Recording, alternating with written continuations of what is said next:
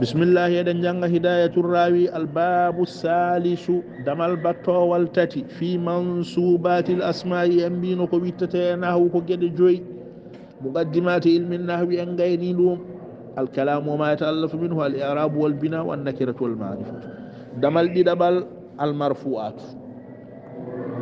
دمال تتبال انجتي مدوم المنصوبات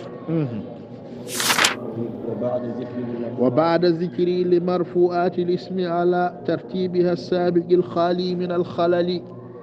وبعد ذكر لمرفوعات الاسم على ترتيبها السابق الخالي من الخلل وبعد الذكر لمرفوعات الاسم على ترتيبها السابق الخالي من الخلل أقول جملة منصوباته عددا 25 وهذا أوضح السبل أقول جملة منصوباته عددا 25 وهذا أوضح السبل منها المفاعيل 5 مطلق وبه وفيه معه له وانظر إلى المثل منها المفاعيل 5 مطلق وبه وفيه معه له وانظر إلى المثل وبعد ذكري تقل جنتادم لمرفوعات الاسم إن دفعاد على ترتيبها دقندر المن السابق جوتنغل الخالي جيونغل من الخلل نيواند أقول مويما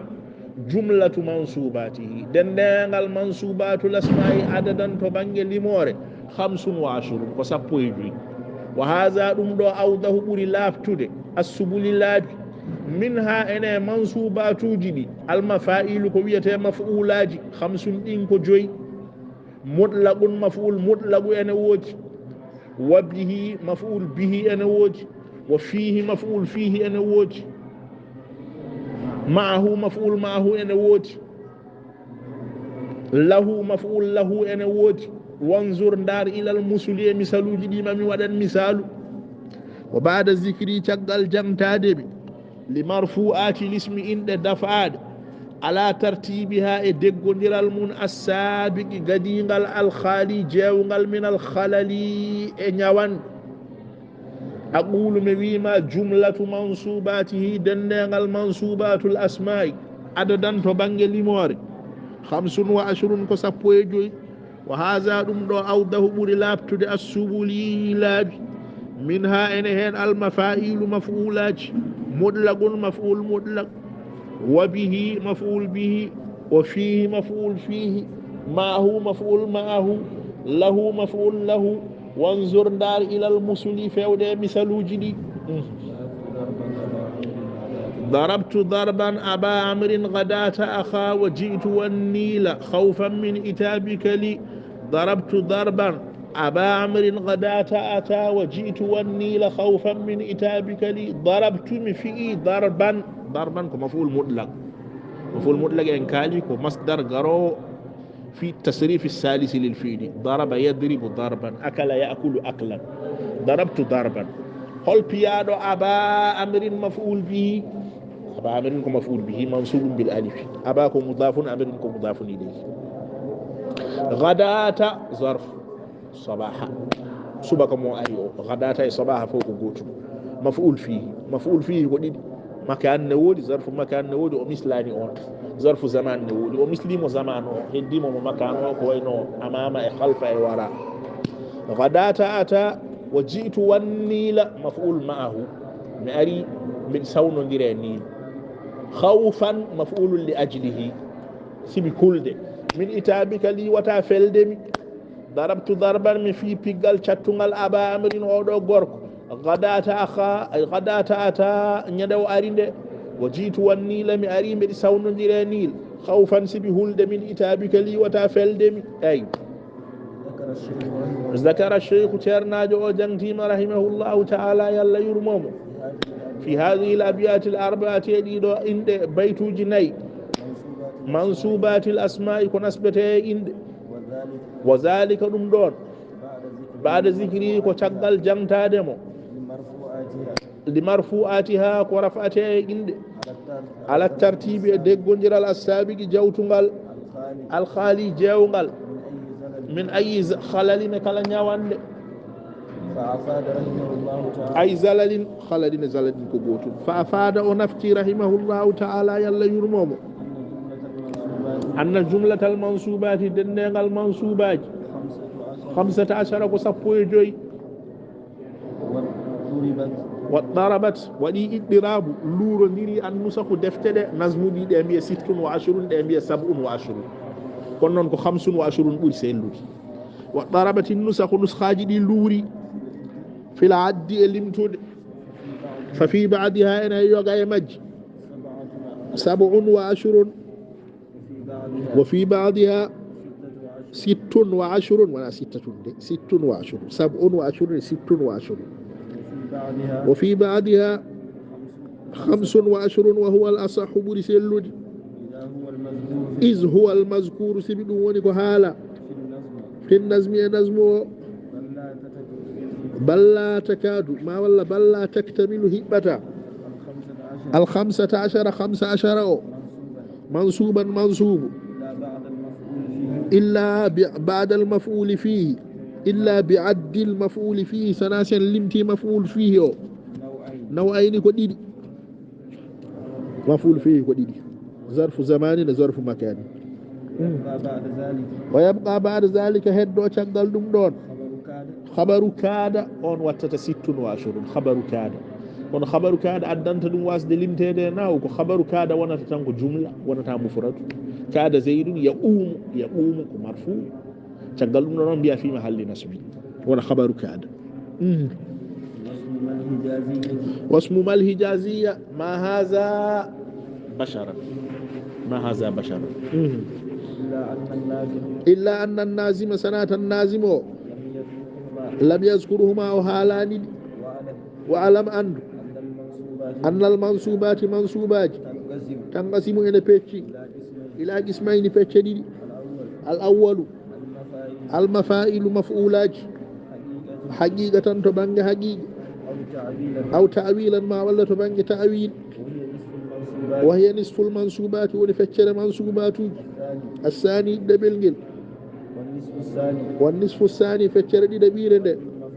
المفاعل كمفعولات غير المفاعل لمنا مفعولات وهي 7 كجيد والجميع لفوس دندلي لفوق دي فضلاج لمنا أمدت تأتي بغرط بعد استيفاء الكلام تشغل ده حاله بعد استيفاء الجمل تشغل ده جملة كيب لأركانها تشغل ده جملة هو لأركانها جوك لمودو واكتفى هنجتيم من المفاعيل المفعولات دي أيضا كدي رحمه الله يلا يرمم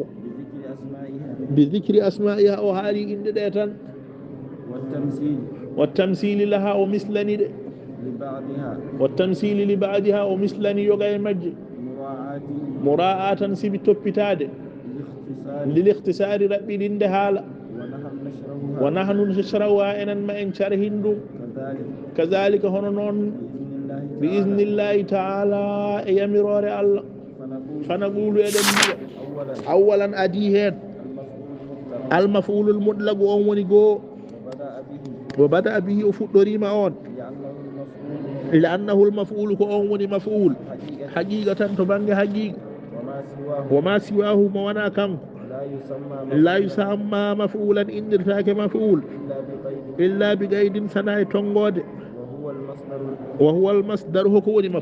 مفعول مطلق وهو المصدر كمصدر الفضلة كديد المؤكد تنتنو لعامله لغتود مودو أو المبين ما ولا بينينو لنوعه نونيا مودو أو عدده ما لمورمون كقولنا كوين كونغول ميدن ضربت فيه ضرب يضرب ضربا وشرب يشرب شربا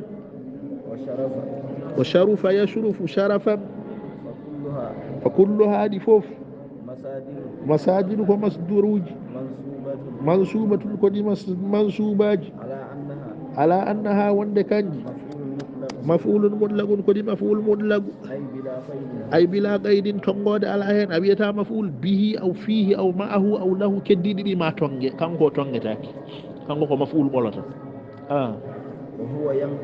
وهو ينقسم أم فتشي كان مفعول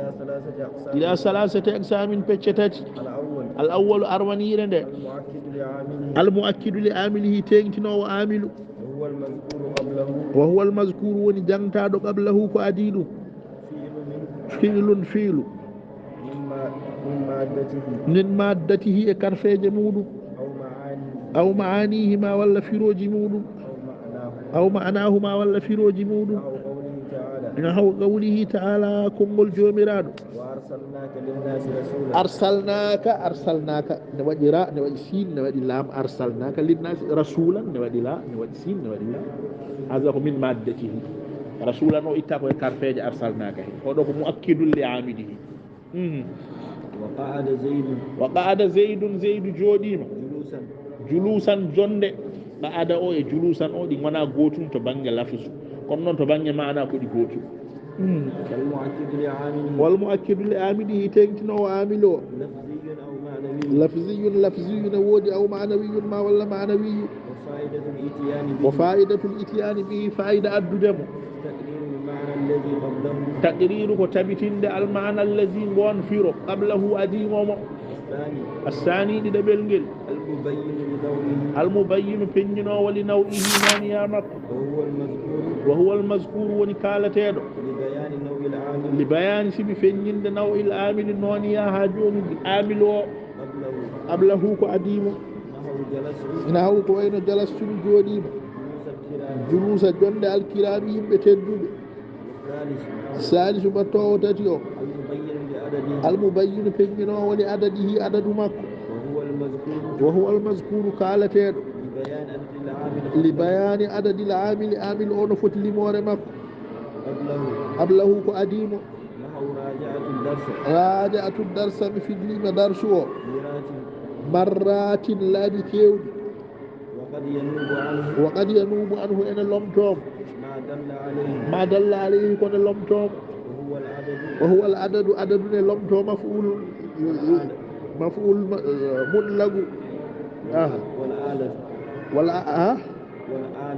والآلة ما ولا آلة ونكاكل والكل ما ولا كل والبعض ما ولا بعض مضافين إلى فاعل المصدر مصدر كبرت مهبي 33 أو عدد كنوك مفعول له نوك مفعول مطلق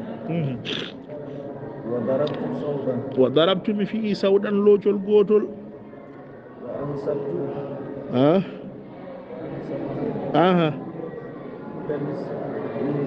وأنصت مهتيم كل الإنسات دنغال هتقول فهمت مفامي بعد الدرس يغاي درسو جدي ثانيا دي دبلغل